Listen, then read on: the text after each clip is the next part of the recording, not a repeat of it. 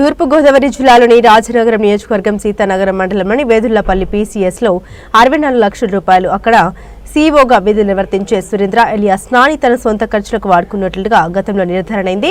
ఇప్పటికే అది కొంతవరకు రికవరీ కూడా జరిగింది. ఇప్పుడు 64 లక్షలు కాస్త ₹1 కోటి సీఈఓ సురేంద్ర కాజేశాడని వేదుళ్లపల్లి పీఐసీఎస్ వద్ద ఏర్పాటు చేసిన జనరల్ బాడీ మీటింగ్లో అధికారుల సమక్షంలో రైతులు కరటూరి విశ్వనాథం, పెందోతి రాజా, పెందోతి బుజ్జి చౌదరి, కొత్తపల్లి దోసాలరావు తెలిపారు.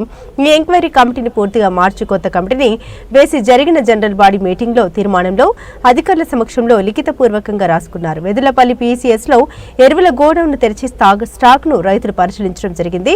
సీఈఓ సురేంద్ర కాజేసిన భారీ మొత్తాన్ని త్వరగా రికవరీ చేయకపోతే ఊరుకునేది లేదని రైతులు ఆగ్రహాన్ని వ్యక్తం చేశారు.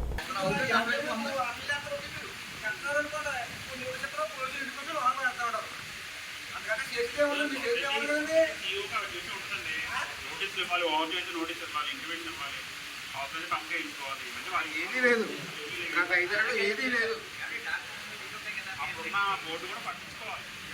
పేషెంట్ కొన్నాడు బాబు బైక్ కర్ర ఫోన్ చేసేవాడు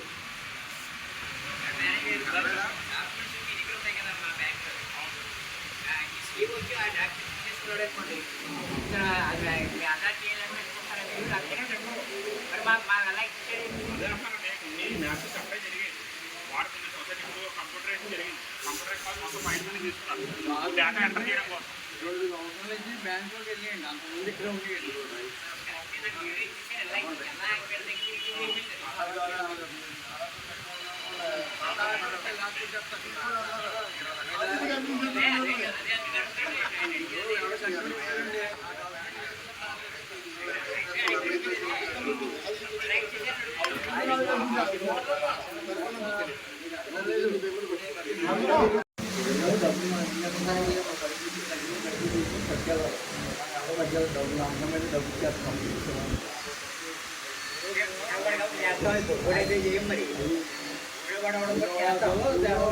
నమ్మకం మీద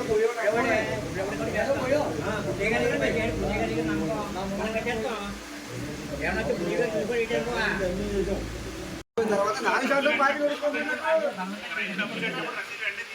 మన ఆగా చూడండి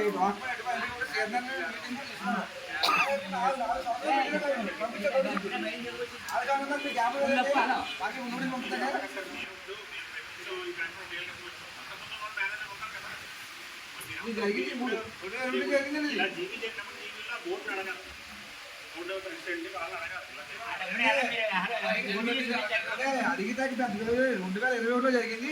2024లో కంప్లీట్ నోటీస్ నాకు బ్యాంక్ వాళ్ళు ఎలా కడుతున్నాను నేను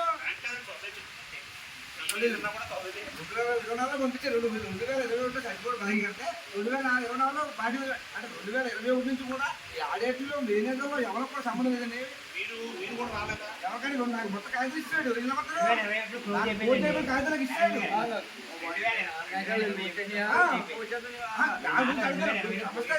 చెప్తాడు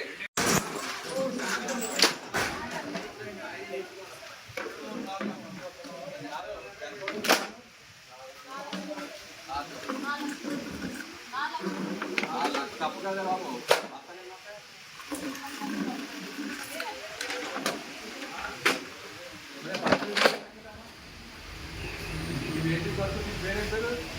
భారతే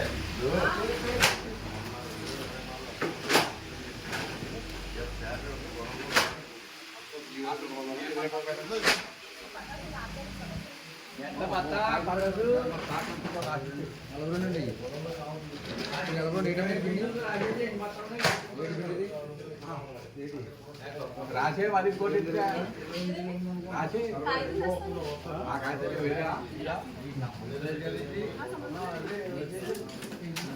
కాగితం పట్రా కాగితం పట్రా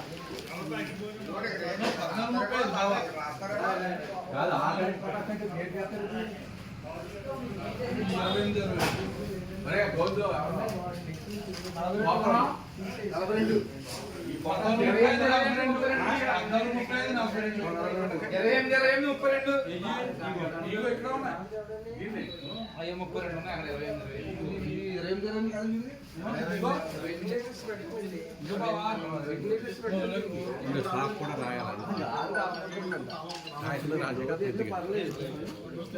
అరే అబ్బాయి దేదేది అంత ఉందో చెప్పండి ఒకసారి.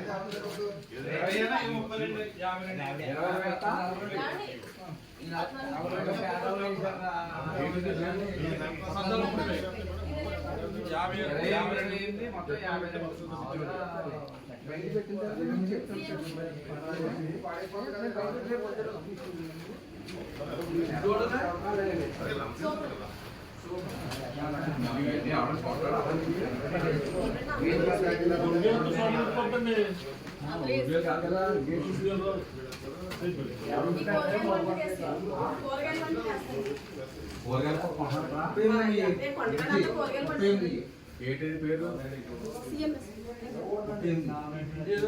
మొత్తం ఊరియా అనేది మొత్తం ఊరే మొత్తం ఇవన్నీ పోయేనా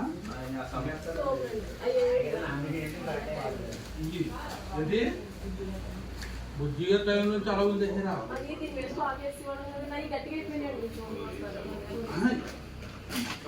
ఏదో అయ్యి లాస్ట్ ఎవరు కట్టారు ఒక్కసారి అలాగే అయిపోతే బుజ్జిగా టైంలో ఏంటంటే బుజ్జిగా టైంలోనే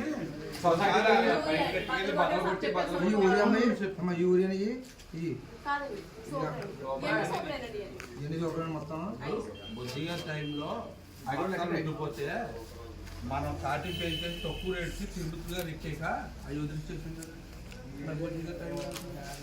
నీకు గ్యాప్ ఉందో లేదా? తిరుమతులు గారు నేను పేరుపర గారు ఎక్కాక అక్కడ వర్షంలో తడిసిపోతే అన్ని వదిలిచ్చేసామండి. సూపర్ బస్తాలు బాగానే ఉన్నాయండి. ఇప్పుడు 2019 వచ్చినాయి, గడ్డ అయిపోయినాయని చెప్పి వెళ్ళలేదండి. అప్పుడు శుభ్రం క్లీన్ చేసి ఒకసారి బాగా ఆగుదాం. ₹1,00,000 మీరు కట్టారు. మీకు ₹1,00,000 రాసి మీకు రసీదు తెచ్చి చూపిస్తుంది. ఎంత ఏం చేయాలంటే దీనికి కార్బన్ పెట్టి 5,000 పెట్టండి. పెడితే ఈ పై రసీదు చెప్పేసి బ్యాంక్ పంపించాడు 5,000. మాకు కింద 5,000 ఉంది. మాకు ఇది ₹5,000 మీ లోన్లో పోస్టింగ్ పెట్టండి. ఈ ₹5,000 లెజర్లో సిమెంట్ టికెట్ కొన్నాం. మీ రసీదు మా దగ్గర ఉండదు కదా. 20 నుంచి మీరు ఎలా జరిగిపోయింది? ఈ 4 ఏళ్ళలో 20 నుంచి జరగలేదు. 22 డిసెంబర్ నుంచి జరిగింది. 23లో రైతుకి ఏడు మీకు ఎంత బాగా నోటీస్ బోర్డులో పెట్టారా పేర్లైనా? మరి ఎవరు ఓట్లు పెట్టలేదు. బ్యాంక్ వాళ్ళు టైం అది అది బాధ్యత తీసుకోలేదు. 23లోనే మీరు రైతులు మేలుకుంటాం కదా, బాధ్యత ఉంది.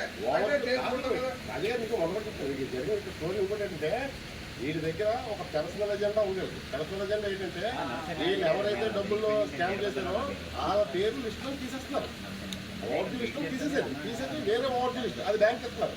ఆ బ్యాంక్ వాళ్ళు ఏం చెప్తారు? వాళ్ళకి ఇచ్చి తొమ్మిది ఇస్తే వాళ్ళకి పరిగణ కదా, అది తీస్తే జనాల్లోకి వెళ్తున్నారు. వాళ్ళకి డబ్బులు కట్టేస్తారు. మీరు కట్టే డబ్బులు మీ పేరు దాంట్లో ఉండదు. మీ పేరు దాంట్లో బ్యాంకుల మీద వచ్చి మీరు అదే నేను మొన్న కట్టాం కదా డబ్బులు మీరు తెరవబడతారు. చెప్పింది ఏంటంటే 2020 నుంచి దొరికండి. దొరికినప్పటి నుంచి కూడా మనం ఆడటం ఇబ్బంది పెట్టి మేము ఆడుకోవడం మన అదే తప్పులు మాట్లాడుతున్నాను.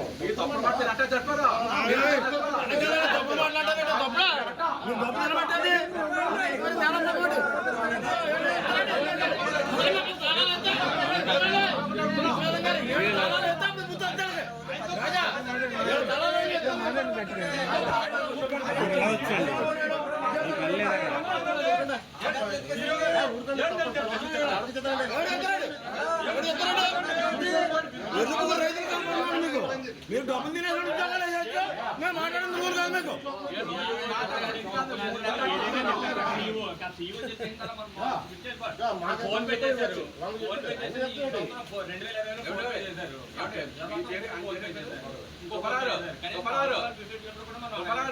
నేను ఈ మాట DCO దగ్గర కూడా వచ్చింది. ఈ మాట ఇలా మీ స్టాఫ్ 10 లక్షలు ఉన్నారట CEO చెప్పాడు. మరి అప్పుడు చెప్పి ఈ 3 ఏళ్ళ బట్టి తెలుసుకోవాలి కదా మరి అందరూ.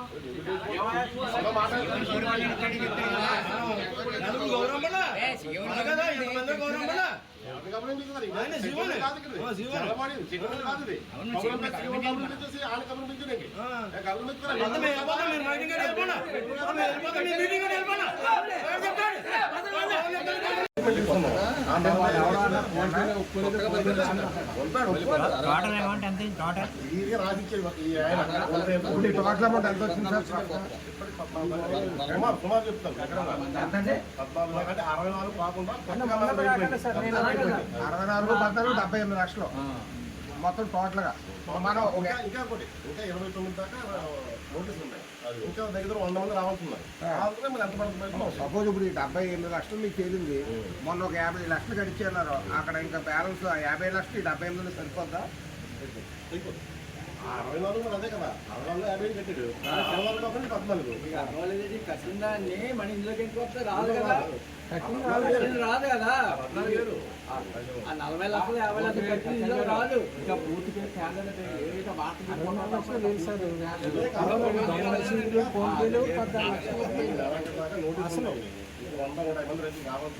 వాళ్ళు మళ్ళీ రసీదు పెరుగుతుంది పెరుగుతుంది కదా. ఇప్పుడు ఏదో ఉన్నారు ఆయన 2 లక్షలు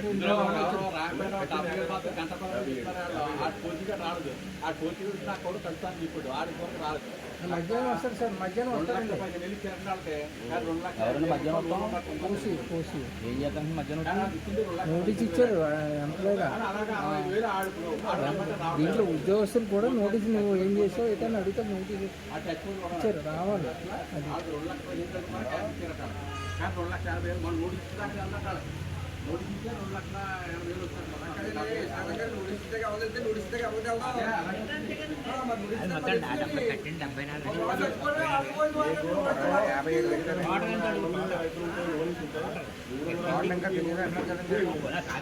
రాజంపేట కవలసూర్య గారి అబ్బాయి అండి, వెంకటేశ్వరరావు నా పేరు.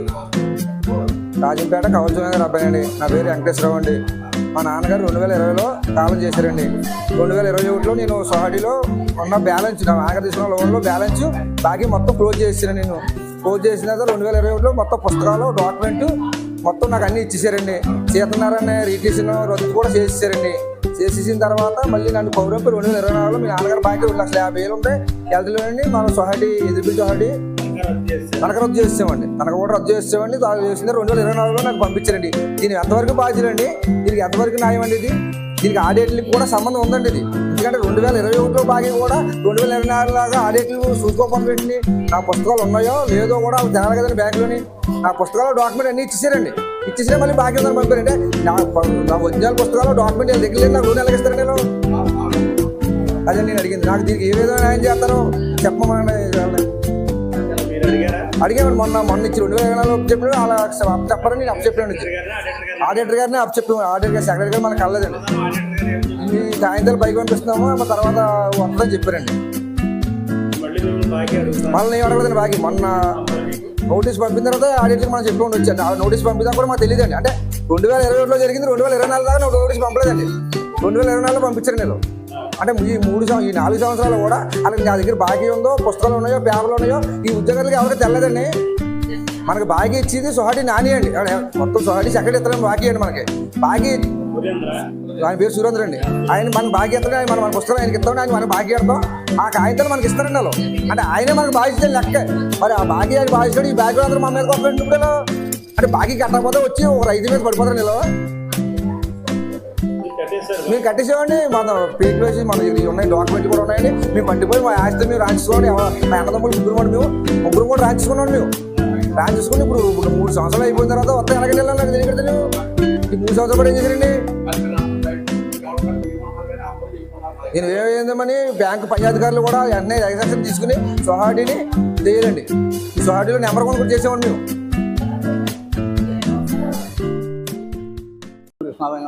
వెదుళ్ళపల్లి టీఎస్ఎస్ సీతనారాయణ మండలం. ఈరోజు మా వెదుళ్ళపల్లి గ్రామంలో ప్రాథమిక వ్యవసాయ పరపతి సంఘంలో జనలబాడి మీటింగ్ జరిగినది. ఈ మీటింగ్లో మా రైతులందరూ కూడా ఇక్కడ సుమారు ₹1 దుర్వినియోగం అయినట్టే మాకు రుజువు జరిగింది. సిఇఓ వాడేసాడని చెప్పి మాకు సిఇఓ గారు వాడేసినట్టుగా మాకు మా పిఎస్సి గారి ద్వారా కూడా తెలియపరచడం కూడా జరిగింది. మొత్తం సొమ్ము అంతా కూడా రైతులు కట్టిన సొమ్ము నేనే వాడేసానని చెప్పి పట్టా సురేంద్ర వాడినట్టుగా చెప్పాడు. అలాగే ఎరువుల్లో కూడా చాలా ఎక్కువగా కూడా ఇక్కడ దుర్వినియోగం జరిగినట్టుగా మాకు రుజువు జరిపడింది. ఇంకా ఎంత స్టాక్ ఉంది, ఎంత అమ్మారు, ఎంతమంది దాని వివరాలు ఇంకా పూర్తిగా బయటపడలేదు. కాబట్టి ఇది 1920 కానికి ఉన్నటువంటి ఆడిటర్లు అందరూ కూడా ఇందులో ఈ రోజు వరకు కూడా చేసి ఇంతవరకు బయట పెట్టలేదు ఈ యొక్క అవతాకల్ని. మన ఈ మధ్యకాలంలో సుమారు ₹1 దాకా ఉంటుంది. అలాగే ఇంకా బ్యాంకులో ఇతర ఉద్యోగస్తులు కూడా వాడారని చెప్పి మాత్రం చెప్తారు. ఎంతవరకు మాకు తెలియదు. పూర్తిగా ₹1 అందరూ కూడా దుర్వినియోగం జరిగినట్టుగా మాకు తెలియవలసిందారు. ఈ రోజు జనపాటి మీటింగ్లో కూడా మాకు 1920 కానించి ఉన్నటువంటి ఆడిటర్లో మొత్తం 5-6 వచ్చారన్నారు. వాళ్ళు ఇంతవరకు ఇప్పుడు కూడా బయట పెట్టలేదు. వాళ్ళే మాకు పిహెచ్డి గాను ఆడిటర్ మన ఎంక్వైరీ ఆఫీసర్గా కూడా ఇచ్చారు. వీళ్ళెవరు కూడా ఇందులో ఉంటాకిలేదని చెప్పి తీర్మానం చేయడం కూడా జరిగింది. ఈ 6లో కూడా ఒక్కడు కూడా మాకు పిహెచ్గా కానీ ఎంక్వైరీ ఆఫీసర్ ఆడిటర్ సుమారు ₹10 లక్షలు ఆడిటర్ సుమారు ₹10 లక్షలు ఇచ్చినట్టుగా సీఈఓ చెప్పాడు మాకు. అలాగే ఇంకా చాలా మట్టుకి ఇంకా చాలా మంది ఉన్నాయి. ఇంకా రైతులకు నోటీసులు ఇస్తే కానీ పూర్తిగా బయటపడట్లేదు. నోటీసులు కూడా పూర్తిగా అందట్లేదని చెప్పేసి అన్నారు వీళ్ళు. ఆ నోటీసులు ఇచ్చిన తర్వాత ఇంకా ఎంత బయట పడుతుందో ఏంటో చెప్పలేం. కాబట్టి దయచేసి మాత్రం మా సొసైటీ బాగుపడాలి, చెందాలంటే ఇక్కడ ఉన్నటువంటి పిఎస్సీగా ఉన్నటువంటి కృష్ణమోహన్ కానీ అలాగే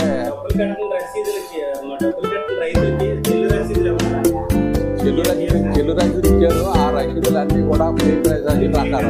అన్ని ఫేక్ రసీదులు అంటారు. అయితే పైన రసీదు ఒకరి పేరు రాశారు, కింద రసీదులు పౌన్ పేరు రాశారు, 3 రసీదులు పౌన్ పేరు రాశారు తప్ప ఇవన్నీ ఎవరికి కూడా రైతుల పేరు మీద జమ అవ్వలేదు. అక్కడ డబ్బు కూడా జమ అవ్వలేదు. ఆ రకంగా ₹1 సుమారు మాకు ఇక్కడ దుర్వినియోగం అయినట్టుగా మాకు లెక్కలో రీజన్ ఎంక్వైరీ ఆఫీసులోను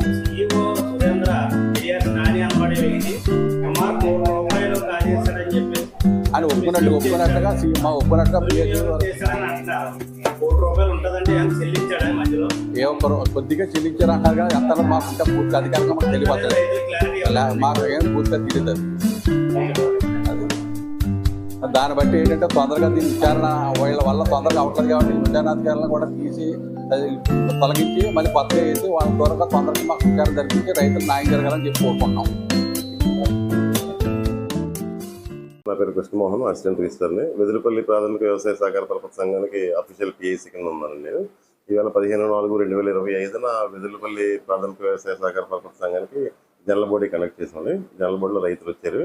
రైతులు వచ్చి వాళ్ళ ఆవేదన వ్యక్తం చేశారు. లోన్స్ ఇవి అవినీతి జరిగింది, ఇట్లా అక్రమాలు జరిగాయి, ఎక్స్ఈఓ సురేంద్ర అవినీతి చేసి డబ్బులు ఎత్తినేసి చెప్పి వాళ్ళు ఏవో చెప్పుకొచ్చారు. వాళ్ళు ఈబీలో ఇప్పుడు జరిగిన విషయం ఏంటంటే పాతది 64 లక్షలు తేలింది మనకి సర్చార్జ్ అమౌంట్. దాంట్లో 57 లక్షలు రికవర్ అయిందని, ఇంకా 7 లక్షలు రికవర్ అవ్వాల్సిన సుమారు. ఇప్పుడు కొత్తగా లోన్స్ దగ్గర 380 నుంచి 400 మంది లోన్స్ ఉన్నారు ఇక్కడ రుణగ్రహీతలు.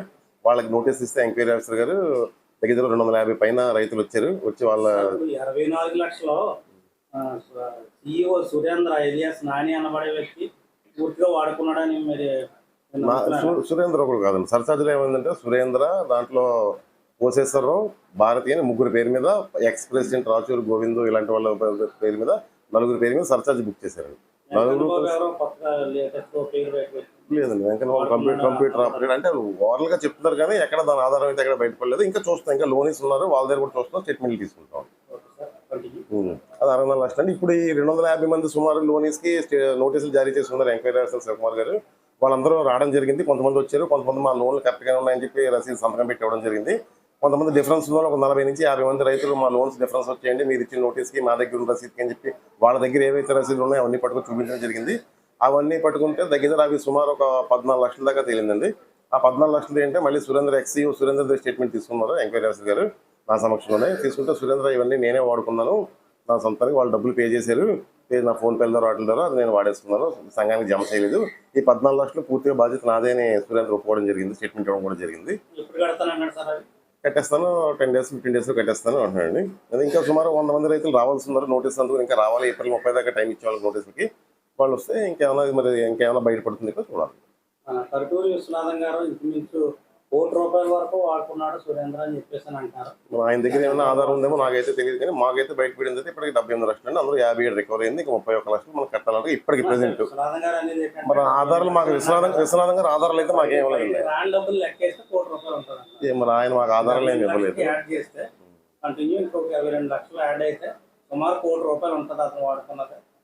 అది మనకి రైతులందరూ వచ్చి వాళ్ళ నోటీస్కి వాళ్ళు రెస్పాండ్ అయ్యి వచ్చి చూస్తే కానీ మనం ఎంత అమౌంట్ ఉంటుందో మనం చెప్పలేము, ఊహించి చెప్పలేం కదా.